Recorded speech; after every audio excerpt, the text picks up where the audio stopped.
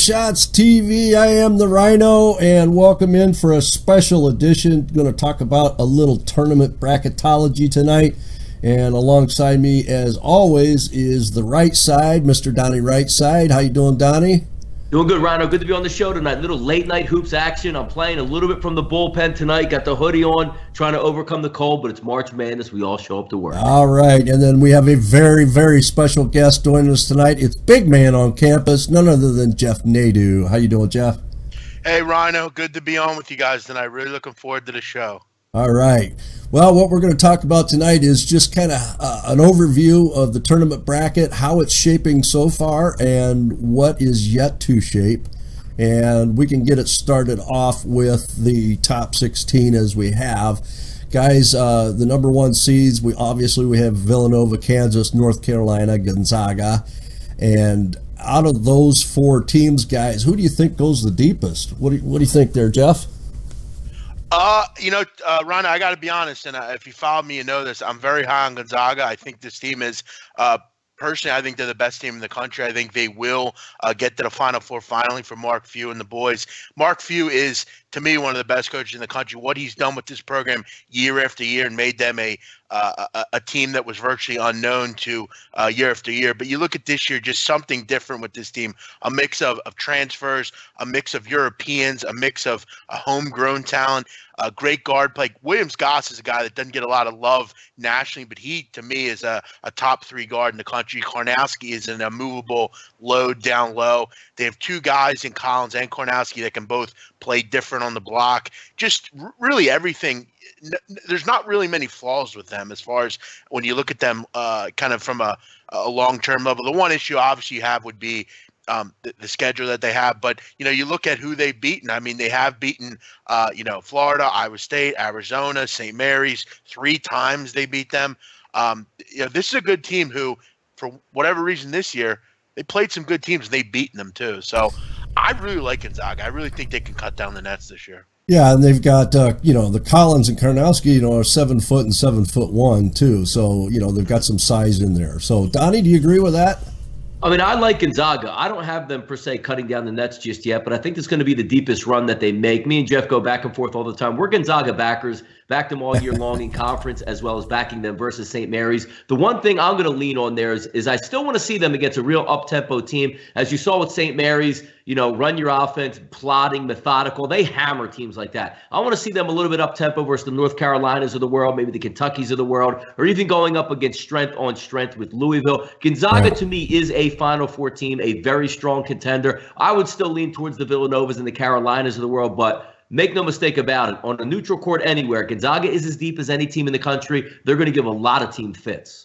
Yeah, I tend to agree with you up to a point. I think there's a couple of teams that I would put right in front of them, Villanova being one.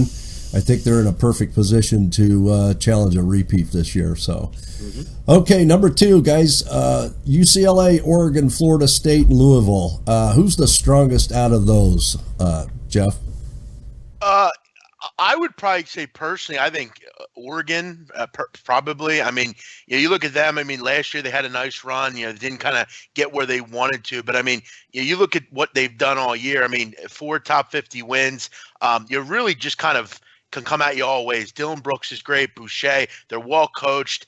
The one concern I have is I don't know. I mean, they are kind of. I think they rely a little bit too much at times on Dylan Brooks. I would like to see another guy maybe step up and take a little bit more of the load off. But, they have some really good wins in their schedule. But then when you really pull back the onion, you kind of look at them and say, well, who have they really beaten? I mean, if Valpo's not making the tournament, Tennessee, Boise, I mean, all of their wins as far as top 50 have come in conference. But I'm not a believer in Louisville. UCLA, I think, has major issues on the defensive end. In Kentucky, I think that's the other team you mentioned, or Baylor, I'm sorry. Baylor, I'm not high on whatsoever. I think Baylor is a very overrated team. Scott Drew, to me, is a total moron, personally. I think he is. I don't think he has any idea what he's doing in late-game situations. He's a good recruiter, but that's about it. But out of those teams, I would probably say Oregon, because you have to think they're going to be in that West bracket, which I guess from the pundits' point of view, Gonzaga would be the weakest of the 4 teams. So maybe they have that working for them. Maybe Gonzaga gets knocked out, and they're kind of the sole proprietors in that conference. No love for Arizona. I do like Arizona too, Tone. I kind of lost the first team you mentioned. That's okay. Yeah, I like Arizona. They, Markkanen's a transcending talent. Kind of reminds you a little bit of Dirk Nowitzki. The problem I have is they're similar to Gonzaga. I mean, do they have what it takes to get to the Final Four? Do they have what it takes to win a national title? Sure, makes them a lot better. Parker Jackson Cartwright's a great guard, but I wonder if they have enough. They're very deep, but how good are they deep? All those teams you mentioned can make it. I just think they all have flaws. This is a very flawed year in college basketball. I believe so too, and Donnie and I have talked that before. Just I couldn't quite put my finger on it, but and this is where I am leading this year. Now that it's getting a lot closer, is that defense is going to be the factor in this tournament. I know Donnie is also hot on Oregon. Donnie, you still stand that way? Yeah, I mean, I like Oregon, but I mean, I can't, get it out of my mind the way UCLA is playing ball, especially playing ball down the stretch, using ball as a pun there, being with Lonzo Ball. I didn't want to like them early in the year, but the more they play, the more I watch, the more complete of a team they are offensively. Now, when you get into a slugfest, neutral courts, big gyms, and again, they're still a younger type of team with Lonzo Ball running the point as a true freshman. Arizona can step in. They can match toe-to-toe, go strength for strength with anybody on the defensive side of the ball. I like the way UCLA is playing here. That's why I'm very interested in the top-tier teams in the Pac-12, the Arizonas, the Oregons, and the UCLAs. I want to see how it comes down the stretch there to see who's going to come out of the Pac-12, because if UCLA runs the table here and gets out of the Pac-12 and wins that tournament, they're going to be hell on wheels come tournament time, and I'm very impressed with them. If they're shooting the ball the way they're capable of shooting, they can make a run all the way to that final game. Yeah, and they did. Go ahead. If I could say one thing on that point on UCLA, the one concern I also have with them is they don't come across to me as a very tough basketball team. No, I mean, they're very frail, personally, inside, with, Golemon and Welsh. TJ Leaf's kind of more of a perimeter guy. They come across to me as soft in a way. I wonder how they'll play against a really intense, tough basketball team. How about like an SMU getting in there, big man on that? You know what I mean? Exactly. An SMU, maybe a VCU, someone like that, that really is a tough-nosed basketball team. Yep. I wonder how that will play. And defensively, we know they have problems. So those are two issues I have with UCLA. Athletically, though, they are really good on the offensive end. And they did beat Arizona on February 25th, 77-72 at Arizona. So, but we can say Arizona beat UCLA as well in UCLA. Yeah, earlier, yeah. Okay, let's go on down to the threes. Let's look at Florida State, Louisville. There comes in Baylor and Butler. I'm kind of a little bit impressed as of late with Butler. I did not think that they would hang around the way they did, and yet here they are. Jeff, do you see Louisville coming out of there, and then Baylor, they've had their ups and downs, but they're right on top of it as well. So I think you're looking at those three, correct me if I'm wrong, but Louisville, Baylor, and Butler, of the three of those, who stands up? I love Butler, Tony. Honestly, if I could say, I'm very high on Butler. I think they're a sleeper team to get to the Final Four. 10 top 50 wins. They beat Villanova twice, not once, twice. Chris Holtmann is a great coach. It's crazy to me that they went from Brad Stevens to Chris Holtmann. I mean, they play in a burgeoning Big East, which we all know is a very good conference. Arizona was a nice neutral court win.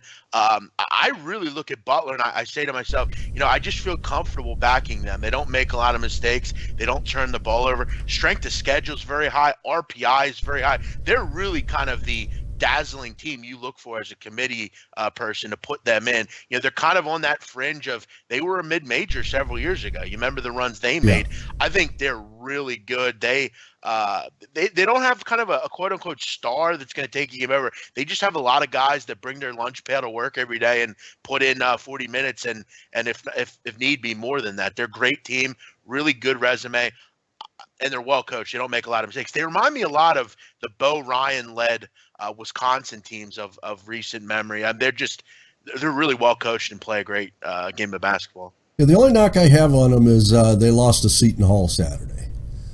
So that's where I have them, are they, is that a sign of things to come, or was that Tony, just a minor slip?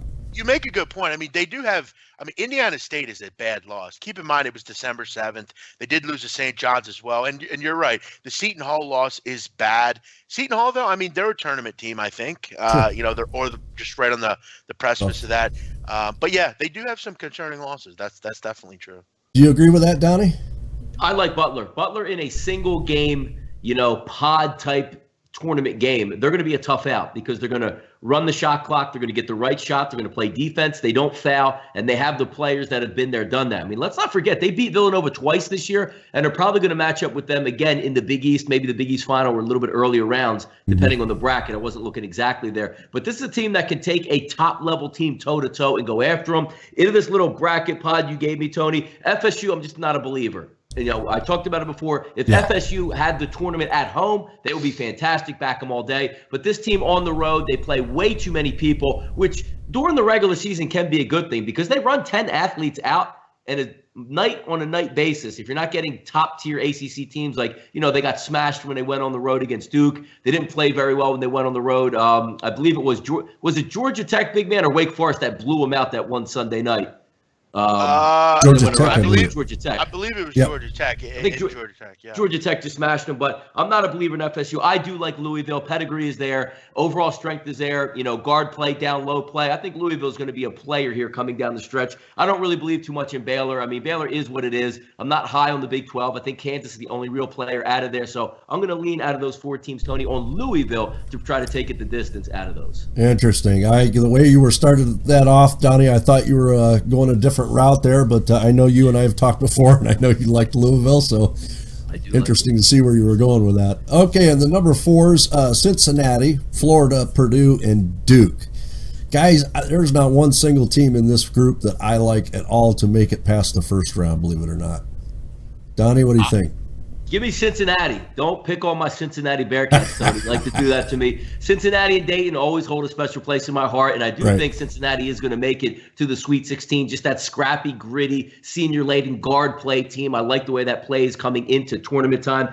UF, they're a really good team. It's a shame they lost their big man down the stretch because that was going to help them out in the SEC tournament and the NCAA tournament. Duke is what it is. They're probably going to get a favorable matchup round one. The committee seems to like to do that to them, but they're probably an out. I don't know if they make the Sweet 16. The guard play, to me, I like Luke Kennard.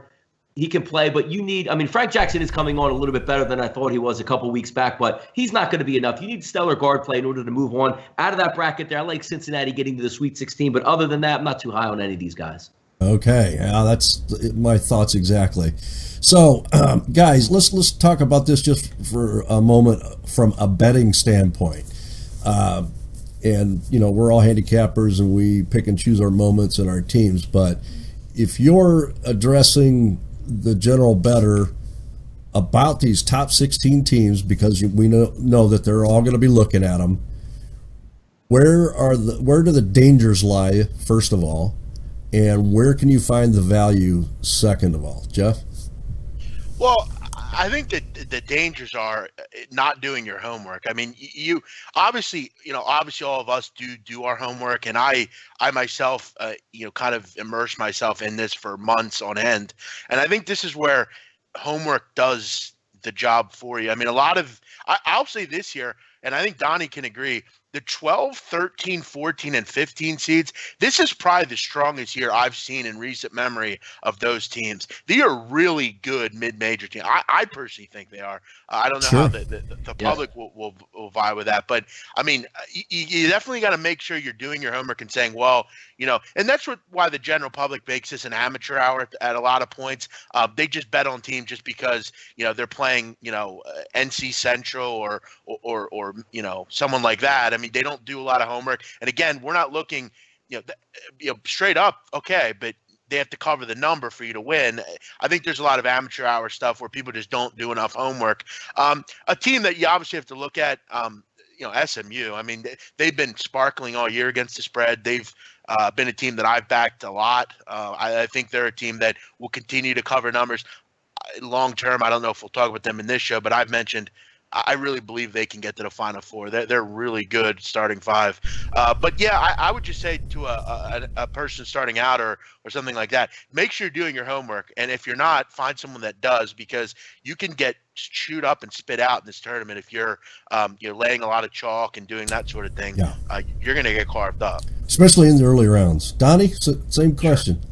Yeah, Tony, we've known each other for a long time, and over these tournaments, we've coined the hashtag TTPAP. Yep. Take the points and pray, because these teams are very good just making the tournament. I mean, the outliers, a SWAC conference champion or a MEAC, but outside of that, when these teams get to the Don't hate on the MEAC, Donnie. Yeah, exactly. I mean, I'm going to leave that one alone for you there. But take the points and pray. We coined it there because a lot of these teams getting 5, 6, and 7 points, they're going to play it right down to the wire. Again, it's neutral court settings. Most of the teams that are getting points, obviously good basketball teams, senior-laden teams in those early rounds, the Bucknells, as you talk to Princeton's there. I mean, really good teams that most people don't know about. UNC Wilmington. I mean, there's teams that could go out there and play and beat you straight up that most teams don't know about. The one I keep on bringing out after show is UNCW Wilmington last year. Catching 10 from Duke round 1 was a gift. Look for these lower level teams and do your homework on there, as Big Man said. But I lean heavily on taking the points in tournament action because, number one, anything can happen. And number two, give me the points, because 50% of these games are basically going to be coming down to the last 2 to 3 minutes. I want the points. Forget about the outright victory. Take the points and pray. It's also very much about matchups also. I mean, you have to be looking at, a team against another team. I mean, some teams just bad matchups for a team. I mean, that's grade A, elementary school handicapping. But I mean, you definitely, homework is big. You got to do that. If you're just blind betting and liking a team and saying, "Oh, I like Gonzaga, I'm going to bet them today," that might work for you during the regular season. It's not going to work for you in the tournament. Okay, and that brings me to an interesting point. I actually wrote an article earlier today on this. Give me your thoughts on Princeton. I mean, are they going to make that tournament? I think they're deserving of the tournament, but they're setting pretty and looks like they should make it as a 13 seed. But is it going to happen? I mean, if they don't win the Ivy League tournament, they're not making it. I don't think they're going to make it. No. I don't think there's any way they're going to make the tournament. Their strength of schedule is hideous. Their RPI is hideous. They have one top 50 win, and it was against Bucknell in December. They won it by 2 points. Again, I mean, I love Bucknell. I love the Bison, but it's not a great win, really. They're a nice story. They play a great game. Obviously, they're well coached. I think they're going to win this tournament, so I don't think there's going to be a problem. Harvard's decent, but I don't think they're good enough to beat Princeton. They've shown this year that they're not good enough to beat Princeton. I think, Donnie, you and I both agree Princeton is high and mighty above everyone else in the Ivy. Yeah, I mean, just looking at the Ivy League as a whole, it's actually a shame because Princeton right now would already have their ticket punched as an auto bid, but this is the first year of the actual tournament that the Ivy League's going to have. It is at the Palestra, which is kind of interesting, and Penn snuck in the back door as a 4 seed. They're going to be the home team versus Princeton. How much will that play into it? I don't really know. Sold out crowd. I mean, there's going to be a lot from each one of those teams since there's not that far of a travel time. Princeton is head and shoulders above anybody in the Ivy League this year. The one thing that I always get back to hurts Princeton. When you watch Princeton in the past making it into the tournament with the Pete Carrill teams, shot clock much higher. The shorter shot clock hurts Princeton because they're more on wearing you down, back cut, back screens, running the clock down to 5 seconds, not turning the ball over, hitting the open jumper, getting the back cutter there. The earlier, shot clock now, which is 30 seconds, really puts them behind the 8 ball. But this is one of the more talented Princeton teams they've had in a couple of years. It's going to be fun if they get the right matchup in the first round. I mean, how much would it be if they go up against Kentucky and run them ragged with that backdoor, ball screen? It's going to be fun to watch. Oh, absolutely. Hey, Tony, one other thing on Princeton also. I mean, their out of conference schedule is horrible. I mean, you're playing some of the lowest. You're playing the Cal Poly, Liberty, teams like that. I mean, just really low-level competition. They didn't even – and that's a shame. They should begin to maybe challenge themselves a little bit more. Did play BYU and Cal and VCU. But yeah, they should win, though. I don't think they have a problem in that Ivy League tournament. Interesting note here. I was just doing some simulations on brackets, and I've been running hundreds and hundreds of them. And one scenario that comes up the most is if they do make it in at the 13th seed, they will most likely draw Duke. for their first round matchup. That's a good matchup for Princeton. That is. Yeah, I agree. That would be a great game too. I would love to see them knock Duke out. Yeah. Yes, me too. I'm a UK fan myself. So, okay, let's talk about the bubble teams, guys. There's a few teams, and Donnie knows I've been, and I almost have to wash my mouth off with soap when I say it, but I've been big on Michigan State the last half of the season. Just slowly gearing up, and just one stumble after another. But yet, I think they have the potential to get in there. Do you see Michigan State getting anywhere in this tournament? No, I don't. I think it's interesting that they're still in the tournament talk. Obviously, they have some decent wins, but I don't think they're anywhere near teams of the past. I mean, they don't really have anyone that could particularly take a game over. I know they spent a lot of time with Miles Bridges out, but this is an Izzo team of past years. Right. I'll be interested to see how they play in this Big Ten tournament, but I even think even in a poor Big Ten they couldn't do too much. So I don't think so. No.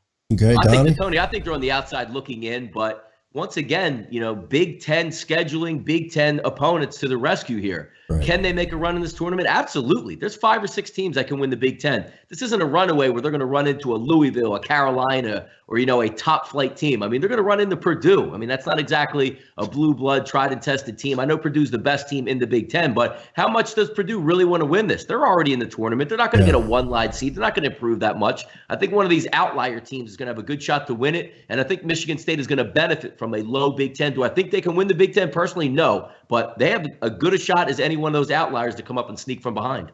Okay, and is there a favorite with you guys out there in the teams that are sitting on the bubble to not just get in, but to actually make a run? Donnie, go ahead, Don. Sure, no problem. I mean, I don't know about making a run, but I know Jeff's probably going to come up to it as well. The Missouri Valley, I loved the fact, Tony, that Syracuse got beat today. Because there should be no more talk about Syracuse getting into the tournament and their RPI. Or if you go by that, it was like 80 something. The highest one ever was 72, and that was Syracuse. So, but I know Syracuse brings eyeballs and all that good stuff. One of the teams I'm really rooting for is I want to see more love from the Midwestern type conference teams, the mid-level, the mid-major type teams to get in there, because we've seen and done Syracuse. I mean, it's all fine and good, and the 2-3 matchup zone, and they're going to play a 55-50 game nobody really cares about. Let some of the other teams in. Those are the type of teams I'm rooting for. Also, Rhode Island to make a run. Let these teams get in over Syracuse. Okay, so it's your contention that if we have some of these, like say Middle Tennessee's and all those Rhode Islands in there, Middle Tennessee State loses, they still should be in as a at-large bid above a Syracuse team because they banked in a half-quarter shot against Duke at home, so they're automatically in. Look at their overall schedule. I mean, come on, they don't even deserve to be in. Yeah, so that's going to make for a better overall tournament. Yes, correct. You agree with that, Jeff? Oh, I agree with it. I hate seeing the same old suspects, Kansas State. I mean, Xavier does not belong in the bubble. Get them out of this tournament. That's a team that's won twice over the last 10 games. They've beaten DePaul twice. Big deal. I mean, move on from Xavier. They're not any good. Put in Rhode Island. If Rhode Island gets into this tournament, I think you mentioned who can go on a run. You look at what Rhode Island's done this year. Beat Cincinnati, Belmont, hung with Duke, beat a really good Valpo team with Alec Peters. They lost, but they were very competitive in that game. They beat some high-end opponents this year. I think with the starting 5 they have, they're as talented as anyone. Hurley's a great coach. If they can get in, watch out for them. I actually think they're going to do some damage in the A-10 tournament, I think. But, yeah, I agree with Donnie. Get rid of these same old K-States and TCUs and Syracuse. I'm sick of seeing them. I would almost soon see like Illinois State get in, something like that. At least they're going to, kind of be something fresh and new. How about an Iona? I mean, they're in already with punching their ticket, and I think they'll be fun, but they're probably going to get seeded, maybe around that 14 seed. They're going to have a really tough matchup. It's hard. They play really well in the Metro Atlantic. I know Jordan Washington's my favorite player. I think he's the best player there, 6'9". He'll give some people some problems, but if Iona's shots aren't falling, they're going to see a new level of defense coming into the tournament, especially from one of the top maybe 3-4 seeds. It's going to be tough on them, but I always root for the little guys. Well, speculation, I have them as a 15th seed, and they would draw number 2 Kentucky. Yeah, it's just tough for them. I mean, they're going to get out-muscled. They'll have some fun. Deshaun Much, severe. They'll be able to hit their threes and get their spots. But when you have, in the Metro Atlantic, a Justin Robinson or a Seaborn, not the tallest guards. I mean, it's different when you go up against the Aaron Fox and Malik Monk there. That's going to be, 6'5", 6'6", 6'7" in your face saying, go ahead and try to stick that three in front of me. So it's going to be interesting to watch. I'll root for them, as I said. They also rely a lot on the three-point shot. I will say this. They did go out to Anchorage, Alaska and win the Great Alaska Shootout, which is, I believe it was out in Alaska. That was pretty impressive. I mean, they went on the road way out there and won that tournament. That's impressive. But, again, very reliant on the three-point shot. Like Donnie said, I do think they have some decent ball handlers, though. If Jordan Washington can keep his composure, I could see them making a run versus a team. It really depends on their matchup. But, they're a fun team to watch, Iona. Great game the other night against Siena. That was excellent. Yep. Well, they're not a real big team either. Washington, as you mentioned, he's the tallest man on the team at 6'8". Well, they do have two 6'9" bench role players, but as far as starters go, he's the man. Seems that's going like to have to do that's, it. Tony, the whole thing nowadays. I mean, a lot of these, it's kind of rare anymore that you see a big 7-footer. I mean, I know there's a couple out there, but it's really the 6'8", 6'9" group that, just high flyer that can jump, 50 feet in the air. It seems like that's kind of the thing nowadays. We've seen it in the NBA as well. The whole 7'2" center is a regrettable thing of the past, unfortunately. Yeah, they're just looking for those scoring forwards that can also defend. Yeah. Okay, let's see. We have another potential matchup here of Vermont, and I have them in a 13 seed, and they would draw probably West Virginia. Now, here's an interesting question. West Virginia is known for their defense, so does this defense take them far in the tournament, or is West Virginia, because of history, are they more than likely to get knocked off by a team like Vermont? I don't think they'll get over. I don't think Vermont will beat West Virginia. I mean, we have to remember. I mean, here's the thing: the press is a thing for West Virginia where it can be really good or really bad. It can be really good for your team. You can turn the ball over and you're going to roll in the game. The other problem is if someone's seen the press, they know how to play against the press, they could beat the press quick and get a lot of easy buckets and easy jump shots. Listen, Vermont's a nice team. I mean, they've controlled their conference, but I mean, you look at out of conference. I mean, who did they really beat? I mean, they beat Wofford, Hofstra, I mean, Marist. I mean, there's not a really high level game there. They didn't go and play Duke like they've had in seasons past. You're beating Quinnipiac and teams like that really doesn't put a lot of. I mean, they played South Carolina. That was probably their best competitor, and they got rolled in that game. I think this would be a tough. It really depends. Matchup, West Virginia would be a brutal matchup for them, I think. But I don't know. I mean, again, they got to win their tournament. I don't think they're in just yet. No, but again, I mean, and you make a good point, though. I mean, they've controlled their conference, so it's doubtful that they don't get in. But that West Virginia would be tough, I think. Yeah, I've like I said, I've been running some scenarios, and I just wanted to see, what your thoughts and reactions were in these scenarios, because my research so far indicates that there is going to be less than normal upsets in this particular tournament, just because we know what we have for the most part. And scoring and defense, it has been, the scoring has been a lot lower this year, and I haven't run the numbers, but I just think the numbers are down. So games are a little tighter. So, there's a lot of potentiality for it to go either way. But I don't see that happening a lot. I think it's going to be pretty self-evident as to what happens once, the final seeding is done. Do you guys agree with that, Jeff? Well, it's interesting you bring up, Tony, and I think that's a great point. You bring up the scoring being down, which is surprising because the general consensus in the NCAA is to they want scoring up, and their goal is to get scoring up. I mean, there's a lot more calls nowadays. Obviously, they took the shot clock down to 30, which has really improved scoring. They want to see up tempo. They want to see overs. They want to see an 86-81 game. That's viewers like that. Viewers don't like to watch a game that's 21-16 at half. I mean, that's not good for viewership and not what they want in this tournament. It's interesting. I don't know how much it plays into, the tournament. As far as seeding, look, if you win your tournament as a mid-major level, you're getting in. It doesn't matter if you play at a snail's pace or what. I mean, we had a possible team last night in Milwaukee that was 10-23. They had 4 wins in conference. They were on the precipice of getting into the tournament. That to me would have been disastrous for the NCAA. They do not want a team like that in the tournament. I don't care what kind of Cinderella you like. That is not a team you want in the tournament. Okay. Donnie,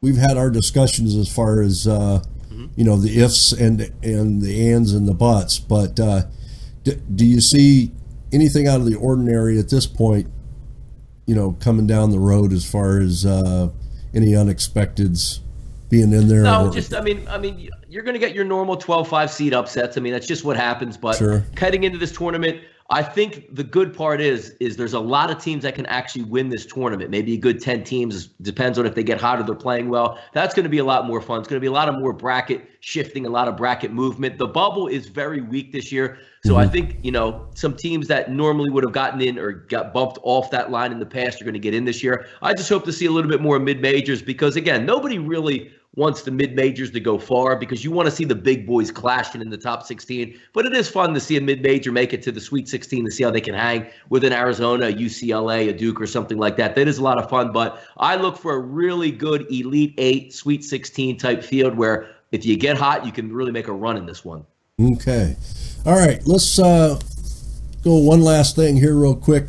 Jeff, give me your thoughts on Final Four. I would go with Gonzaga. I would also go with the Kansas Jayhawks, SMU, and I'm going to throw a wrench into this. I'll go Dayton. I think this is a really weird year in college basketball. I really do. I think from a standpoint really quick of really good teams, I think this is one of the worst years we've seen in a long time. I don't think there's any team out there that is light years better than anyone else. I tend to agree with you. I think it's going to be pretty wild this year. So Donnie? I'll give the mid-majors, Dayton, those kind of teams. Okay, Donnie, same thing. I think Frank Mason's going to charge into the Final Four as one of those seeds. I also have Nova, UNC, and the Zags. Pretty chalky there, but if you know me again, my outlying dark horse, which again would be a Cincinnati-type team. Also, SMU is going to look to maybe break that mold. But keep in mind, I really have my eye on a UCLA or an Oregon just getting hot and making it in there. Because if they shoot it well, they're going to beat whoever they play. So I'm going to keep it pretty chalky at this point. I think there's, again, about 10 teams that can win this. I don't see too many teams on the pretty outside. Chalky. That you picked every number one seed, Don. Come on. Yeah, we're going to keep it Chalk City. Right. He was hoping you didn't notice that. All right. I think you named every one. I'm going to go here. Just this is kind of an off of the cuff. This is one of my outliers, but I'm looking at Gonzaga, West Virginia, Louisville, and Baylor, believe it or not. Interesting, huh? Get off the Scott Drew train. Scott Drew coaching all the way through to the final. I like it, Tony. He's a hideous coach. Stick it to him, Tony. He's so bad. I mean, but even bad coaches win tournaments. Oh, sure. No, I mean, the kids play hard. They do their job. They just, go about their business. It doesn't matter what the coach does unless he's going to make some horrendous decisions as far as game management, as far as clock and player personnel. But other than that, the guys know what to do. They've played all year. This is tournament time. You knuckle down. Nothing needs to be said. You just go get the job done. Yep, sure. I hear you. So, all right, Jeff, any parting thoughts on anything about the tournament that sticks out in your mind? No, it's going to be a great tournament. I live for it. I'm really excited for it. Tony, I got to say, really enjoyed the show. I think you're a great host. I think you're a great job of really kind of transitioning to everything, and I respect that. A great job. One thing I'll say, you can find me on sbrforum.com, Donnie RightSide, and I do a Wednesday and Friday, we do a show at noon Eastern. It's called The Right Side of Campus. We go in depth of college basketball and everything in the world of sports. So I'd recommend you come see it. But great job, Tony. Really like the show, and you're a great host. Appreciate it. Thank you very much, and look forward to having you back on again. So guys, go see Big Man on campus over there at SBR and join him and Donnie on the show Wednesdays and Fridays at noon. And where can they find that show? You can find it on sbrforum.com, On the at forum. SBR Sports Picks on Twitter. You can also follow me at Jeff, JFFNADU. I tweet it out. I do a great job of promoting it. So All right. you'll definitely be able to find it if you follow me. All right, sounds good. And you always, of course, you can go over and see Donnie RightSide at rightsidevalueplays.com. And you can find me over at trendbetting.com. And guys, we are going to have a fun tournament. It may not be as exciting, but I still think it's going to be a real fun tournament, and I'm looking forward to it. And I know you guys are too. And again, thank you guys so much for being with us tonight. And we'll do another one here shortly. And maybe we get one another 3 or 4 weeks from now when things are right at the heart of trouble. I like it. Should be great. All right, guys, this has been LongShots TV. We're searching for the March Madness victors, and remember to take a shot with LongShots because we are the game. Peace. Awesome.